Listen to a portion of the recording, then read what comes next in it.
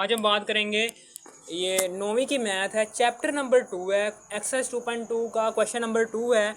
इसमें वो कह रहा है कि ये जो सारी की सारी लोगारिथमिक फॉर्म है ना, इसको आपने एक्सपोनेंशियल फॉर्म में यानी कि पावर की फॉर्म में लेकर जाना है। ठीक है ना, समझ आ गई आपको।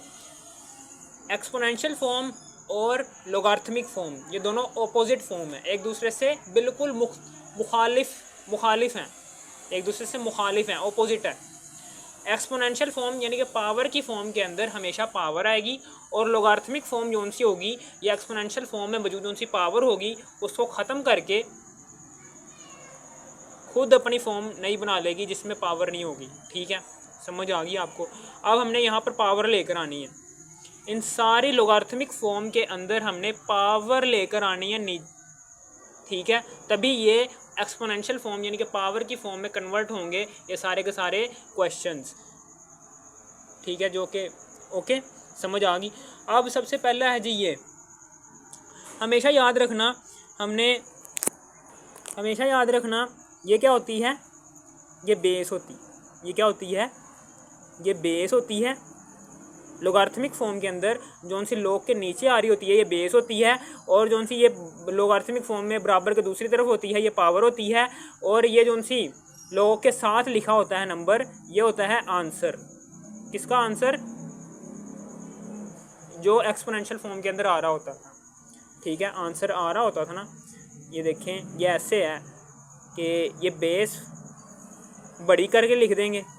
बेस जब हम इसको एक्सपोनेंशियल फॉर्म यानी कि पावर की फॉर्म में कैसे लिखेंगे, बेस को बढ़ा करके लिखेंगे जो कि पावर के नीचे लॉग के नीचे है, और पावर जो से बराबर के दूसरी तरफ है लोगारिथमिक फॉर्म के अंदर उसको हम बेस के ऊपर लिख देंगे, और जो सा आंसर है ये बी ये इधर आ जाएगा बराबर के दूसरी तरफ।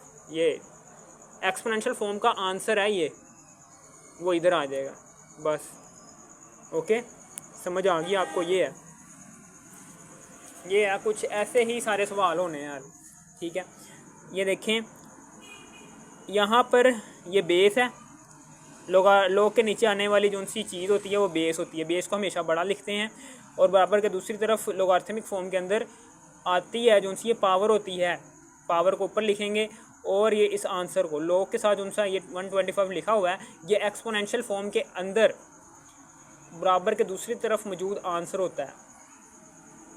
ये देखिए 5 को जब आप 3 दफ़ा मल्टीप्लाई करोगे ना, 5 की पावर 3 लो, ये देखना आंसर यही आएगा। 5 की पावर 3 लोगे, आंसर आपके पास 125 ही आएगा। समझ आ गई? कुछ इस तरह से है।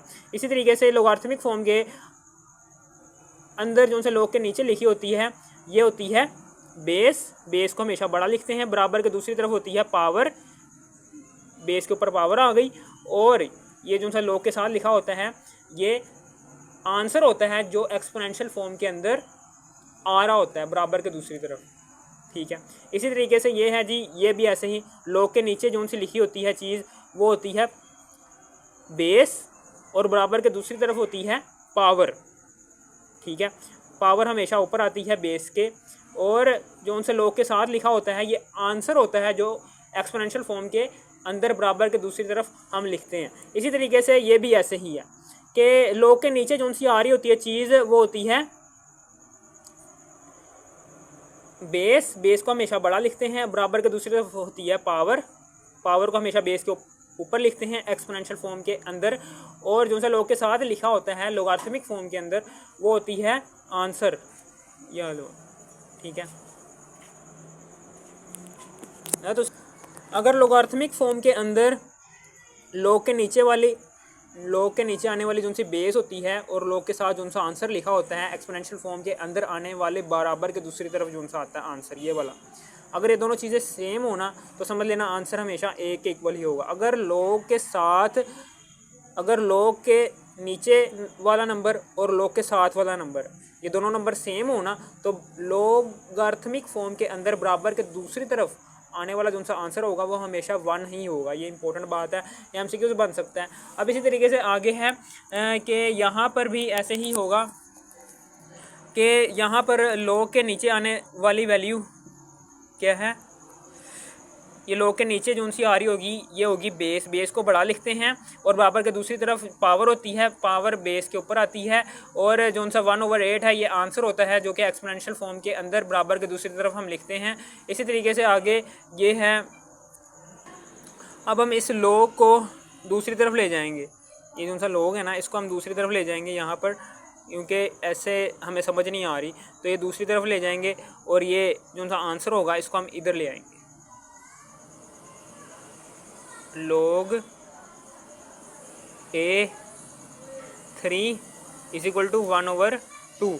अब हम यहाँ पर देखो ये जो सी log के नीचे आने वाली जो सी वैल्यू होगी ये बेस होगी और बराबर के दूसरी तरफ जो सी आने वाली वैल्यू होगी लोगार्थम में ये पावर होगी। पावर हमेशा बेस के ऊपर आती है और log के साथ जो सा वैल्यू होगी ये आंसर होगा जो कि आ रहा होगा इसमें एक्सपोनेंशियल फॉर्म के बराबर के दूसरी तरफ।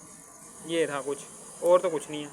इसी तरीके से ये भी ऐसे ही है, यहाँ पर हमें समझ नहीं आ रही log इधर लिखा हुआ है तो log हमेशा हम लेफ़्ट साइड पर लिखते हैं और जो सा ये बराबर के, ठीक है, और ये जो सी पावर होती है ये एक्सपोनेंशियल फॉर्म के अंदर पावर होती है, ये बराबर के दूसरी तरफ जो सा लोगार्थमिक फॉर्म के अंदर बराबर के दूसरी तरफ चीज़ वैल्यू लिखी होती है ये एक्सपोनेंशियल फॉर्म के अंदर पावर होती है।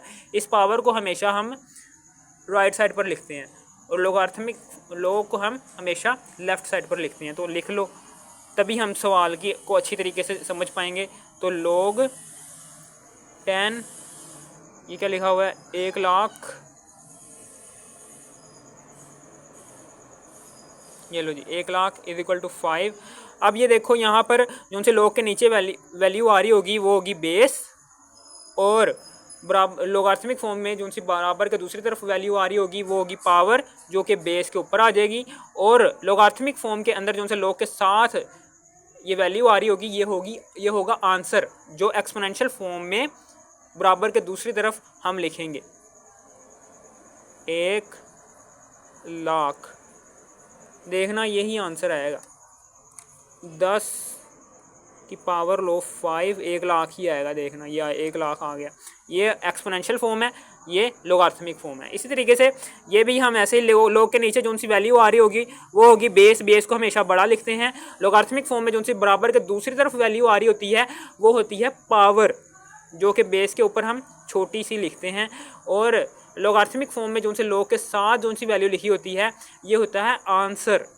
ये क्या होता है, ये आंसर होता है जो एक्सपोनेंशियल फॉर्म में हम बराबर के दूसरी तरफ लिखते हैं। ये लो जी, ओके, ये हमने क्वेश्चन नंबर 2 के सारे पार्ट्स कर लिए हैं। अगर आपने एक्सरसाइज 2.2 के बाकी पार्ट्स देखने हैं तो आपने इसी वीडियो के डाटा पर क्लिक करना है। इसी वीडियो के डाटा पर क्लिक करने के बाद इसी वीडियो के डिस्क्रिप्शन में जाने के बाद एक्सरसाइज 2.2 के बाकी पार्ट्स भी देख लेना है। ये ठीक है। अगर आपको इस वीडियो की ज़रा से भी थोड़ी सी भी समझ आ गई इस वीडियो को तो लाइक और सब्सक्राइब और शेयर कर देना। Thanks for watching me.